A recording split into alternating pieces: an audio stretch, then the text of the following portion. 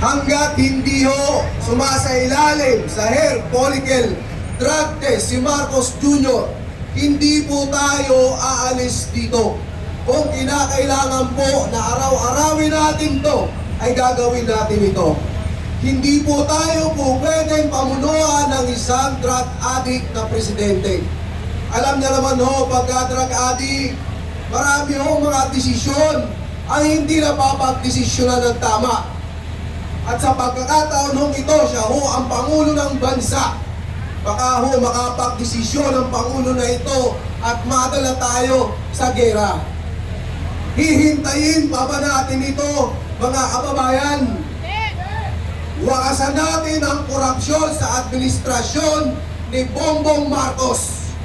Ang pinakang-korap na administrasyon sa kasaysayan ng Pilipinas. Akalain nyo ilang bilyon ang kailangang i-deliver sa kanila buwan-buwan? Bilyon-bilyon, trilyon-trilyon ang ninanakaw sa mga buwis na pinaghihirapan natin. Halos dugo na ang lumalabas sa mga pawis natin, pero ninanakaw lamang ng mga putang inang mga politiko na yan. Hindi po tayo papayag ng ganito. Hindi tayo papayag na nakawin ang kinabukasan ng ating mga kabataan. Hindi tayo papayag na gahasain nila ang bansang Pilipinas. Baka po pagdating po ng 2028, wala na ho tayong budget. Wala na ho tayong pera. Paano na? Saan tayo kukuha? Uutang na naman. Ang laki-laki na ng utang ng bansa natin. May nakita ho ba tayong magandang proyekto ni Bongbong Marcos? Meron daw, pagdadakaw. Alam nyo kasi mga kababayan, hindi sana masama na umutang kung may nakikita ka ng mga proyekto. Maraming pagbabago, pero sa ngayon wala. Ang marami yung dinanakaw sa kapan ng bayan natin at idinadala, nilalagay sa mali-maleta para i-deliver sa mga putang ina mga politiko na yan. Hindi ho tayo papayag ng ganon, mga kababayan. Noong nakaraan ho, nandito rin tayo, noong nakaraang taon. Nandun din tayo sa Villamor na dinala ho nila si Pangulong Duterte doon sa Dahig. At ngayon, sana ang panalangin na sambayan ng Pilipino ay mapagbigyan na ang interim release ni Pangulong Duterte. Dahil mga kababayan, hindi ho tama na ang isang Pilipino ay ipadala sa ibang bansa para doon litisin. Gumagana ho ang saligang batas natin dito sa Pilipinas. At kailan papalagutin itong mga hinayupak na nagpadala kay Pangulong Duterte sa Dahig? May araw din kayo. Hindi matutulog ang mga Pilipino sa mga kalokohang pinagagagawa nyo. Marcos Jr., mag-resign ka na. Ito ang panawagan ng sambayan ng Pilipino. Sa mga nanonood po, sa mga vloggers natin ngayon, sa mga social media, huwag po tayong tumigil sa ating mga panawagan para pag-resignin si Marcos Jr. at maibalik natin ang ikalawang Pangulo, si Vice President Inday Sara Duterte. Yan ho ang nasa konstitusyon at yan dapat ang masunod. Hindi si Tito Soto, hindi si Ramon Ang, si Vice President Inday Sara Duterte lamang ang dapat nating ipalit. Wala nang iba. Baka magkaleche-leche tayo, di ba? Kung ano ang nasa konstitusyon, yun ang susundin natin. Muli po mga kababayan, ang laban po sa korupsyon ay hindi ko lamang laban. Hindi lamang laban ni Ka Eric, ni Ma'am Karen, laban ng mga matitulong vlogger. Ito po ay laban ng bawat Pilipino na tumatayo, na ayaw sapat na nakaw sa ating gobyerno.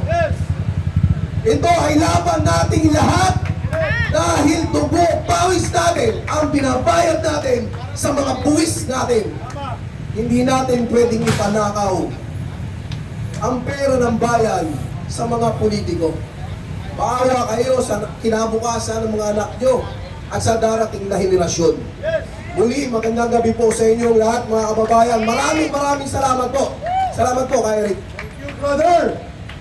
Ang panawagan ng sambayanang Pilipino, Marcos resign, aristuhin, ikulong sa selda 13. Marcos resign, aristuhin, ikulong sa selda 13. Kaya, Marcos Jr., there is no turning back for you. It's the end game for you. Kaya ang dapat mong gawin, Marcos, sumoko ka na! Marcos, sumoko ka na! Now na!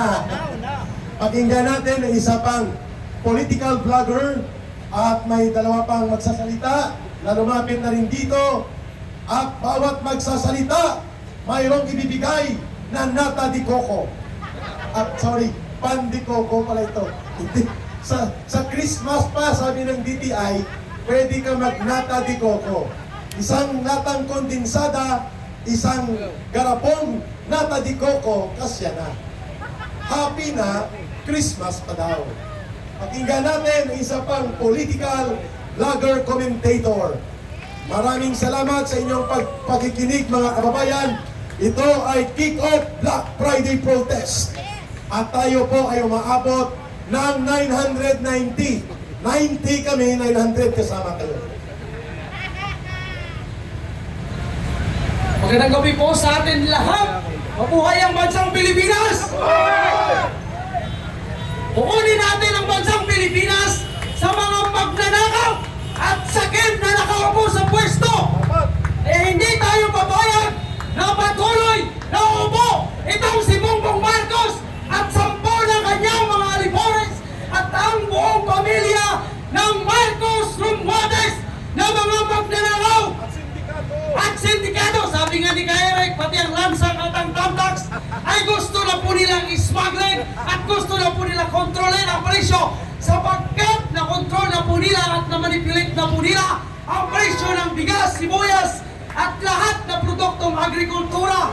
At kung tayo ay patuloy na magpamasakot at matakot sa pamumuno ni Bongbong Marcos, walang mangyayari po sa ating bansa. Patuloy po tayo nalulubog sa kahirapan at napakababa na po ang tingin ng gobyerno ni Marcos Jr.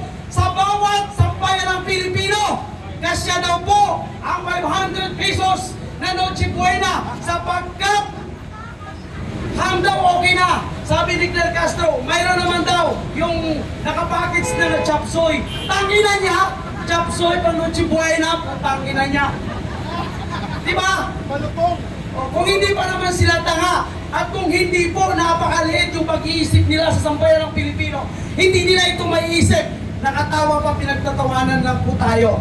Kaya dapat magkaisa lang po tayo. Kasi kagaya ng paulit-ulit na sinasabi ko, tuwing ako ay binibigyan ng mikropono, sinasabi ko na hindi na dapat tayo manahimik, hindi na dapat tayo matatakot. Kung kami po na political vlogger ay pinagbabataan at kung ano-ano pang pananakot na sinasabi nila, susunod daw po kami sa pinatay na kapitan doon sa Davao, sa Digos. Kami po ay hindi natatakot sapagkat ang ating pinaglalaban ay hindi po ito para sa ating lahat, kundi ito ay para sa kinabukasan ng susunod pang henerasyon. At kung patuloy po tayong matatakot, patuloy po tayong tatakotin at patuloy po tayong lulubog sa kahirapan.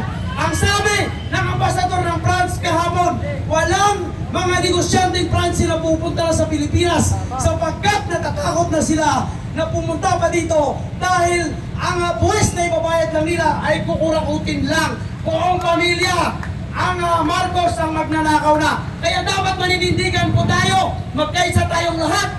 At ang itong kick-off rally na ito, kung sinasabi ni Eric, kaunti man tayo, magparami pa po tayo.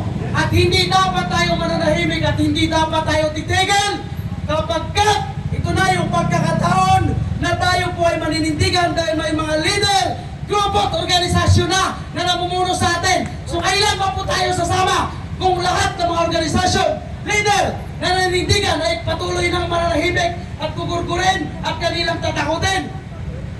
Mga kababayan, magkaisa na po tayo. Ipaglaban ang bansang Pilipinas dahil walang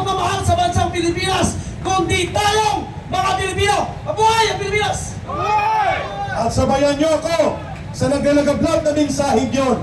Kay sarap mabuhay sa sariling bayan kung walang alipin at may kalayaan. Ang bayan sinisiil, bukas ay babangon din. Ang silangay pupula sa tinyas ng paglaya. Sabay-sabay, ibon ng may layang lumipad, kulungin mo at umiiyak. Bayan pa kayang sakdal ilag, ang di magnasang makaalpas. Pilipinas kong minumutya, pugad ng luha at dalita. Aking adhika, makita kang saktan laya. One more time. Ibon ng may layang lumipad, kulungin mo at pumipiklas. Bayan pa kayang sakdal dilag, ang di magnasang makaalpas. Pilipinas kong minumutya, pugad ng luha at dalita. Aming adhika, makita kang saktan laya. Aming adhika, makita